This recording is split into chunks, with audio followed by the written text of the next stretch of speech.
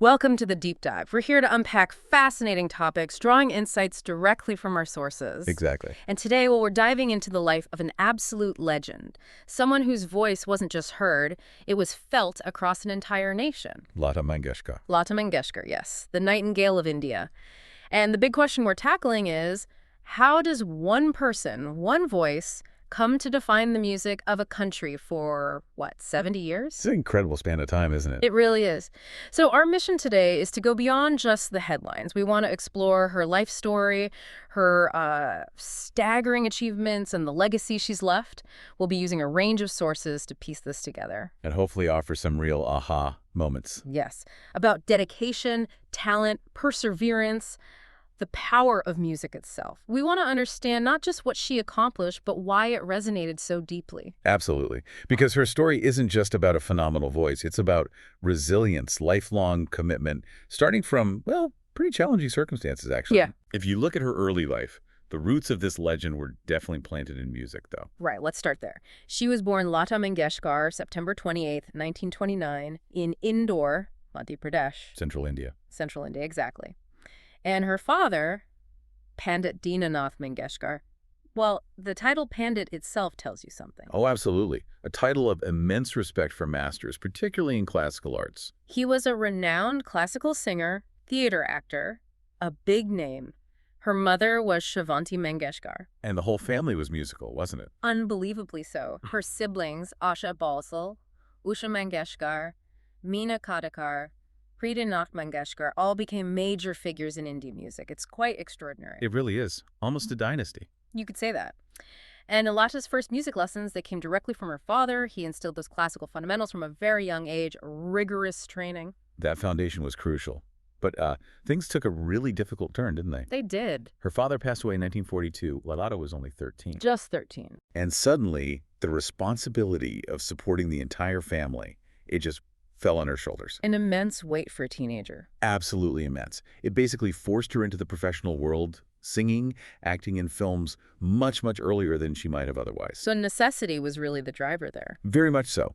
And I think that early challenge, that weight of responsibility, it forged this incredible work ethic and dedication you see throughout her entire life. Music became survival, a duty. It wasn't just art for art's sake initially.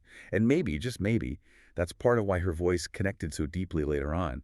That blend of technical skill and, lived experience. That makes a lot of sense, that authenticity. Exactly. Yeah. Struggle, perseverance. Yeah.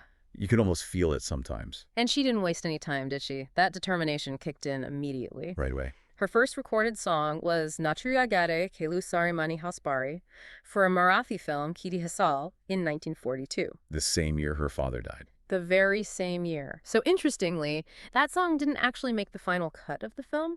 Oh, really? Yeah, but it was her professional start. Then, moving into Hindi films, her first recorded song was Mara X Saput Ki Dunya Badal De Tu. Which film was that?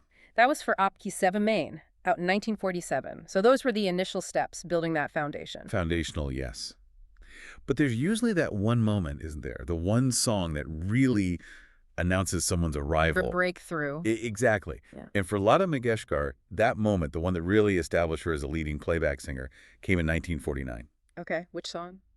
Ayega Anawala from the film Mahal. Ah, Mahal, a classic. An absolute classic. The song itself, composed by Kemchan Prakash with Madhubala on screen, it was just mesmerizing, ethereal. It really captured the imagination, didn't it? It did. It showcased everything, the vocal quality, the emotional depth, the technical control. It wasn't just popular, it was a phenomenon. After that song, everyone knew her name. Everyone knew that voice. A defining moment, no doubt. And from there, well, her career was just immense. Prolific doesn't even begin to cover it. Not even close. I mean, get this.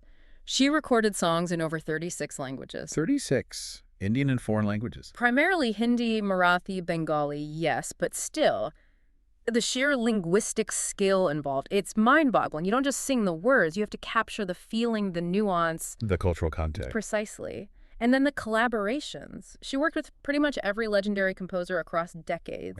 S.D. Burman. R.D. Burman, his son, Shankar Jakishan. Madan Mohan Noshad. Laxmikant Purello.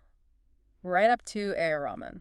It's basically the entire history of popular Indian film music. Her adaptability was incredible. Which speaks volumes about her voice itself, right? What made it so special, so sought after by all these different composers? Well, the descriptions you always hear are soulful voice, flawless diction, and wide vocal range. And those aren't just buzzwords. Let's break that down. Flawless diction. It meant every single word, every syllable was crystal clear. Crucial for Hindi and Urdu poetry, where the meaning hinges on precise articulation. She wasn't just singing, she was telling stories with sound. Making the lyrics land perfectly. Exactly. And the wide vocal range gave composers huge freedom. She could handle complex melodies, high notes, low notes, all seemingly without effort. So composers could really push the envelope with her. They absolutely could. Think of the intricate, melancholic tunes Madan Mohan wrote for her, or the folk-based melodies from S.D. Burman. Her voice could adapt, take on different textures. That's why the Nightingale of India stuck. It fit perfectly. It really did. Her voice just resonated. It became part of the country's soundscape. And the recognition she received certainly reflected that status. The awards. It's quite a list. An unparalleled list, really. Let's start at the top. In 2001, she received the Bharat Ratna. India's highest civilian award. That's reserved for exceptional service of the highest order.